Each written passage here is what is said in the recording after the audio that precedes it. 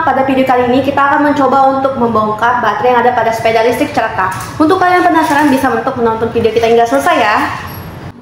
Pertama, kita buka dulu jok sepeda. Untuk pembukaannya sama seperti motor pada umumnya, letak kunci ada di belakang samping kiri sepeda. Nah, ini dia baterai sepeda listrik Ceraka. Kita cabut dulu soket dari baterai untuk mengeluarkan baterainya ini. Jadi nama baterai ini adalah grafen teman-teman. Grafen tidak lebih dari selembar karbon murni yang hanya setebal satu atom dan didistribusikan dalam pola heksagonal biasa. Dengan bahan tersebut, dapat membuat baterai dengan daya tahan yang jauh lebih lama. Baterai grafen adalah baterai yang menjanjikan masa pakai lebih lama, kinerja lebih baik, dan harga lebih rendah. Grafen juga menonjol karena sedikit dampak dari waktu ke waktu. Jadi mereka memiliki masa manfaat yang jauh lebih lama dari biasanya.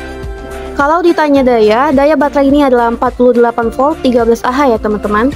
Baterai ini lumayan berat dibandingkan dengan baterai tipe sepeda lainnya. Oke, jangan lupa dipasangkan lagi soket yang sudah dilepaskan sebelumnya.